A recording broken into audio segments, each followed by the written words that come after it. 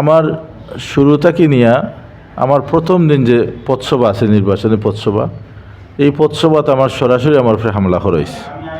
আমার নাকর মাঝে ঘুষি দিয়ে আমার নাক ফাটে রক্তাক্ত করাইছে।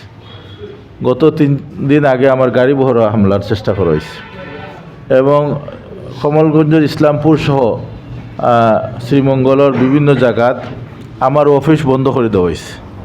গতকালকে রামেশ্বরপুর আমার গাড়ি আটটাইয়া মারাত্মক ধরনের গালিগালাজ করা হয়েছে এবং লিফলেটে বাধা দেওয়া হয়েছে। গতকালকে শ্রীমঙ্গল রাত্রে আমার যারা প্রচারণা করে তারারে হুমকি দুমকি দিয়া, কলেজ রোডও এই ঘটনাটা করছে, হুমকি দুমকি দিয়ে তারারে বন্ধ করা হয়েছে।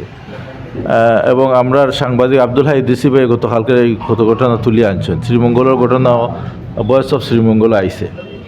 তো এই অবস্থায় গতকালকে বিকালে প্রায় 100 মিটার দৌড়িয়া আমার হামলা করার লাগি দৌড়িয়া মানুষ আইছে। তো যাই হোক, গাড়ির ড্রাইভারের স্পিডে গাড়ি লইয়া যাওয়া গিয়ে আর ধরতে পারছেন।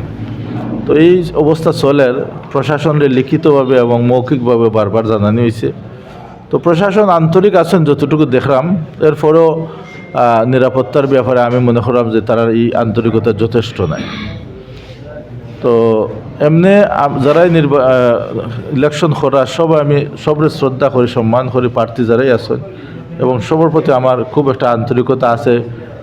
ফাইলে সবার লগে সুসম্পর্ক আপনারা দেখলাম মিডিয়ার মাধ্যমে, এবং প্রত্যেক বাজারও আমি যে কোনো প্রার্থীর নির্বাচনী অফিসে যাইলাম, দেখা করাম, সালাম মুসাফা করাম, সৌজন্য সাক্ষাৎ করাম।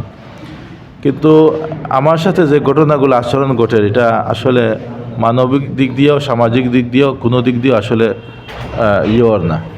তো আমি যে কোনো মুহূর্তে আমার উপরে মারাত্মক ধরনের অ্যাটাক হওয়ার আমি সমূহ সম্ভাবনা দেখলাম। তো এই ব্যাপারে আমি কনসার্ন, আমার নিরাপত্তার ব্যাপারটা আমি খুবই উদ্গ্রীব আমি এবং শঙ্কিত। তো আমি আশা করবো ইনশাআল্লাহ আপনার মাধ্যমে বিষয়গুলো তুলিয়া ধরবা।